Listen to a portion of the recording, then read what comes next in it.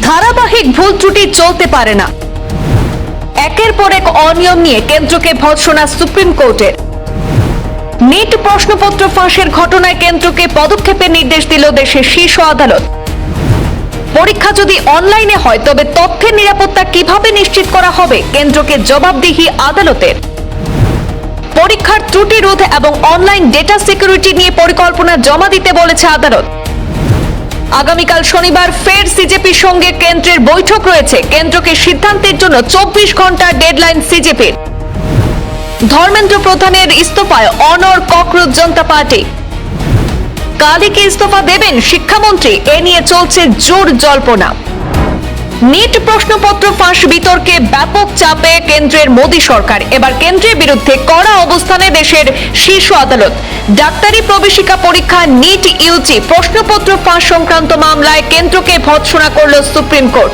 আজ শুক্রবার বিচারপতি পি.এস. নরসিংহ এবং বিচারপতি অলোক আরাধ্যের ডিভিশন বেঞ্চ তাদের পর্যবেক্ষণে প্রধানমন্ত্রী নরেন্দ্র মোদীর সরকারের উদ্দেশ্যে বলেছেন, আমরা বিষয়টিকে গড়পড়তাভাবে চলতে দিতে পারি না। শুক্রবারের শুনানিতে সুপ্রিম কোর্ট কেন্দ্র এবং নিটের আয়োজক সংস্থা ন্যাশনাল টেস্টিং এজেন্সিকে পরীক্ষার ব্যবস্থায় একের পর এক ভুল ত্রুটি বন্ধ করার নির্দেশ দিয়েছে। সেই সঙ্গে দুই বিচারপতির বেঞ্চ কেন্দ্রকে জানিয়ে দিয়েছে যে প্রশ্ন ফাঁসের এই বিষয়টি তারা খুব নিবিড়ভাবে পর্যবেক্ষণ করবে এবং নিয়মিত অগ্রগতি পর্যালোচনা করবে। শীর্ষ আদালতের ঘোষণা, আমরা নিশ্চিত করব যে সবকিছু যাতে প্রাতিষ্ঠানিকভাবে প্রতিষ্ঠিত হয়। বিচারপতি নরসিংহ এবং বিচারপতি আরাধ্যের ডিভিশন বেঞ্চ শুক্রবার কেন্দ্রের কাছে জানতে চেয়েছে, সম্পূর্ণভাবে অনলাইন পদ্ধতিতে পরীক্ষার বন্দোবস্ত করার জন্য কি পদক্ষেপ করা হয়েছে। বেঞ্চের বক্তব্য, কম্পিউটার ভিত্তিক পরীক্ষা চালু হলে আপনারা কিভাবে তথ্যের নিরাপত্তা নিশ্চিত করবেন, দয়া করে আমাদের জানান। সুপ্রিম কোর্টের প্রশ্নের জবাবে কেন্দ্রের আইনজীবী অর্থাৎ সলিসিটর জেনারেল তুষার মেহতা তিনি বলেন, পড়ুয়াদের সমস্যাগুলি সমাধানে সরকার সর্বাত্মক প্রচেষ্টা চালাচ্ছে। তিনি আদালতের সামনে একটি সামগ্রিক চিত্র উপস্থাপনের জন্য আরও কিছু সময় চেয়েছেন।